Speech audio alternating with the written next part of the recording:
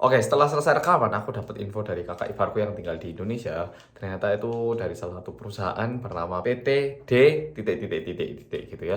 Dan juga di luar itu katanya 2 orang kemungkinan bakal dikeluarkan dari Indonesia ataupun dideportasi. Ya itu ada sedikit info tambahan yang mungkin masih belum muncul di berita.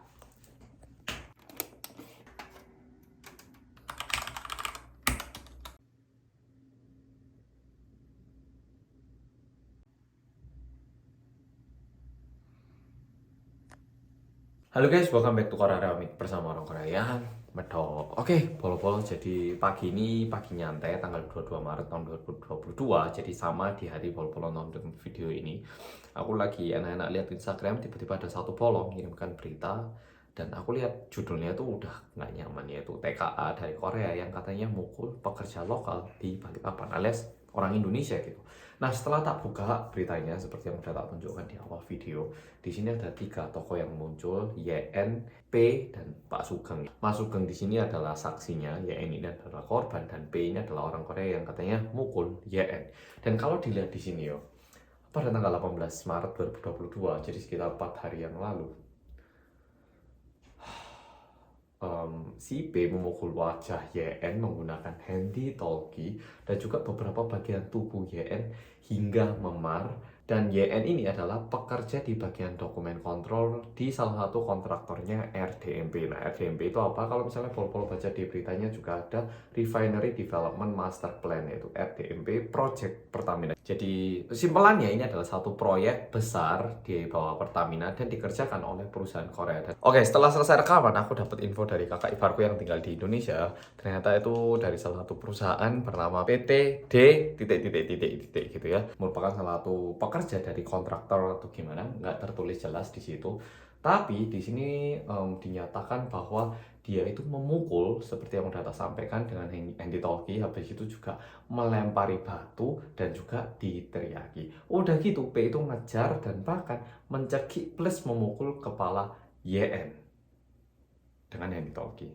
Dan Mas Sugeng yang melaporkan kejadian ini ke media di unit perlindungan perempuan dan anak. Mantap banget. Ini lebih tepatnya di Satreskrim Polresta Balikpapan. Ini sungguh mantap. Mantap banget. Soalnya banyak banget, jujur aku ngerasa cukup banyak orang-orang di tempat kerja melihat suatu tindakan yang nggak benar tapi nggak berani lapor karena takutnya kalau lapor dirinya ikut dan dipecat ataupun kehilangan pekerjaan. Tapi ini sungguh hebat banget melaporkan. Dan mungkin ada yang mikir, Mas, emangnya di Korea itu umum tak kalau misalnya di dalam kantor itu mukul atau gimana? Tidak, itu sangatlah tidak umum. Di Korea sendiri itu tidak umum. Jadi kalau misalnya kejadian ini benar dipukul kayak gini dan aku nggak tahu alasannya apa, tapi apapun alasannya mukul orang kan tidak benar, apalagi menggunakan handy talkie terus melempari batu, ini sangat tidak manusiawi. Kalau di Korea ngelakukan ini pasti kena hukum besar. Dia nggak berani ngelakuin di Korea dan ternyata malah melakukan kejadian kayak gini di Indonesia. Ini sangat tidak pantas dan sangat memalukan. Sebagai orang Korea aku juga merasa ini memalukan banget. Dan aku berharap sungguhan polisi Indonesia memproses kasus ini sedalam mungkin dan juga memperjelas orang kayak apa yang melakukan ini. Soalnya kalau enggak, orang Korea semuanya kayak gini kesannya. Oke, jadi please yang jahat-jahat, yang nggak bener itu dihukum dan juga diproses dengan baik. Sungguhan aku benar-benar juga berharap keadilan itu terjaga. Plus keamanan, apalagi buat perempuan dan anak. Dan di sini dilanjutkan bahwa mereka itu katanya hampir mediasi, yaitu YN sama P, tapi YN ataupun korbannya lebih ingin memproses secara hukum. Dan juga lanjut 3 hari setelah itu pada tanggal 21 Maret 2022. Pada hari itu YN itu minta Mas Sugeng datang ke rumahnya. Soalnya YN ini didatangi oleh 2 WNA dan juga 1 pekerja lokal, total 3 orang ke rumahnya gitu. Nah, di dalam percakapan telepon saat Mas Sugeng ini ditelepon, YN ini bilang dia tuh takut karena didatangi orang-orang ini dan juga diminta untuk menandatangani di salah satu surat bermaterai katanya. Di sini juga ditambahkan, saya tidak tahu isinya, lalu saya diseret keluar oleh P karena merasa sudah tidak kondusif. Saya meminta teman saya menelepon polisi. Sugeng pun juga mengalami penganiayaan. Dia dipeteng tangannya diginikan gitu ya, berarti ya, dipeteng dan dibenturkan ke tembok oleh P hingga luka. Wah, ya ini sungguh.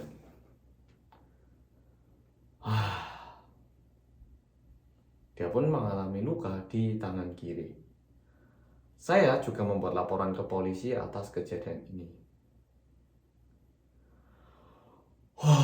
Aku sungguhan baca berita ini tiba-tiba ngerasa sangat marah. Kalau misalnya pada tanggal 18 kejadian itu terjadi, terus tanggal 21 orangnya itu minta maaf, terus juga berusaha baikan, mungkin paling nggak menyadari. Tapi di sini mengulangi lagi. Aku baca berita ini sebenarnya tadi sebelum bikin video itu benar-benar kok tiba-tiba emosi banget, dan bahkan salah satu follower yang beritahu aku, dia itu tanya, aku mungkin balesnya itu kelihatan emosi juga karena sungguh aku nggak paham. Dan ini yang tak rasakan setelah aku tinggal di Korea.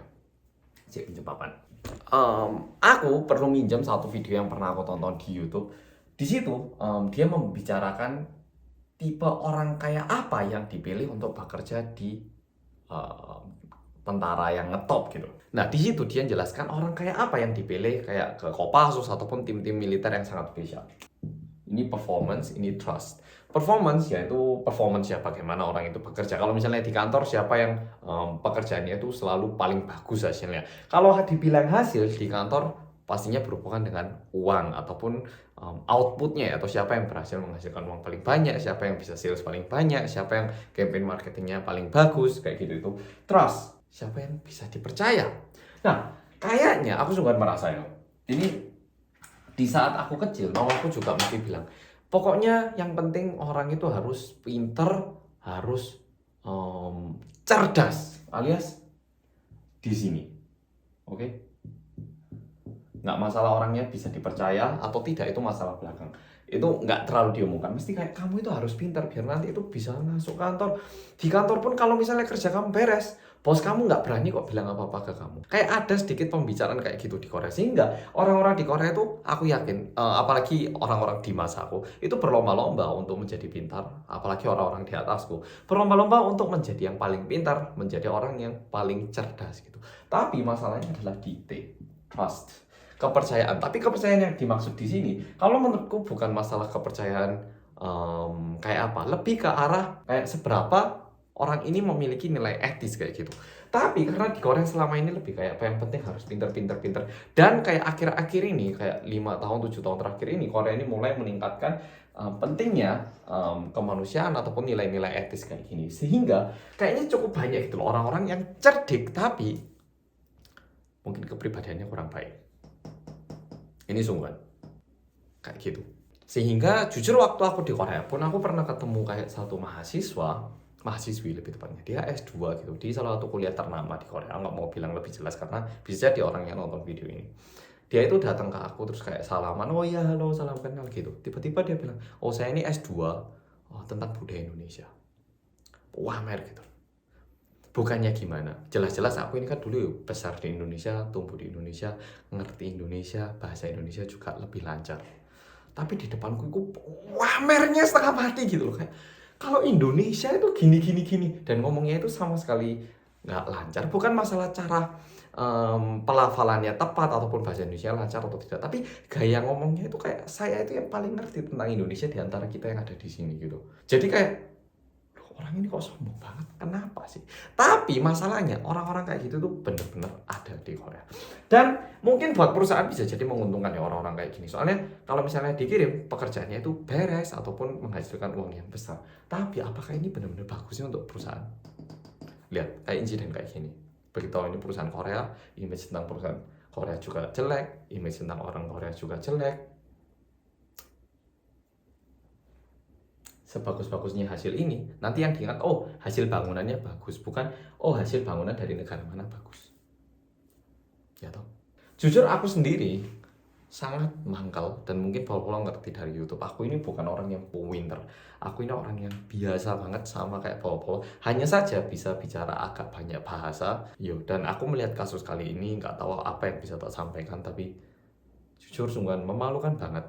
Aku tadi share di grup chatnya keluarga aku, ada kakakku gitu, dan kakak iparku pun orang Korea yang tinggal di Indonesia juga merasa kayak ini kebangetan, mau sok mukul orang udah gitu pakai handy talkie. Dan aku ngerasa kemungkinan besar orang ini mungkin di Korea nggak berani kayak gitu, dan ngira oh kalau di Indonesia kayak gini mereka bisa apa, mungkin mikir kayak gitu. Dan aku sangat gak suka tipe orang-orang kayak gini. Waktu aku dulu di Indonesia, apalagi lebih dulu lagi kan ya, bukan kayak sekarang, ada beberapa orang asing yang memandang Indonesia kayak gitu, dan bahkan ini real, aku pernah ketemu orang Korea, ini nggak lama juga. Dia bilang, oh, dia udah tinggal di Indonesia cukup lama, tapi nggak bisa bahasa Indonesia gitu. Terus aku bilang, oh gitu ya, tapi di Indonesia kalau bisa bahasa Indonesia enak kok gitu. Dan di sini aku sakit hati juga, Rek. Orang itu bilang, oh tapi di Indonesia nggak perlu kok pakai bahasa Indonesia, pakai bahasa Inggris aja bisa. Yang pakai bahasa Indonesia itu orang-orang yang jabatan rendah-rendah, yang kaya-kaya itu orang Indonesia yang ngomong Inggris semua kok nggak mau ngomong bahasa Indonesia. Aku denger itu ngerasa kayak bener-bener sakit hati banget. Mungkin iya, orang-orang yang kaya di Indonesia ataupun orang-orang di bisnis itu bisa bahasa Inggris. Tapi entah kenapa image-nya di orang itu, kalau ngomong bahasa Indonesia, itu cuman buat orang-orang yang jabatan rendah. Orang-orang kaya semuanya ngomong bahasa Inggris. Nah itu alasannya kenapa juga aku nggak terlalu suka ngomong bahasa Indonesia itu dicampur sama bahasa Inggris. Karena memberi image seolah-olah bahasa Indonesia itu nggak penting. Padahal menurutku bahasa Indonesia itu penting banget. Kalau misalnya ada orang luar juga datang ke Korea bilang, oh di Korea itu nggak perlu ngomong bahasa Korea. Oh cuman orang-orang miskin yang ngomongnya bahasa Korea. Orang-orang yang kaya loh, mereka pembelajarannya semua berbasis bahasa Inggris, ngomongnya bahasa Inggris, kuliahnya di luar negeri kok. Yang bahasa Korea itu orang-orang rendahan. Pasti kan sakit hati juga ya tuh orang-orang. Tapi nggak tahu kenapa orang itu bilang kayak gitu, dan faktanya orang itu punya bisnis banyak di Indonesia dan juga menghasilkan uang yang cukup. Di situ aku kayak menyayangkan banget, wah ternyata ada tuh orang yang memiliki pikiran kayak gitu.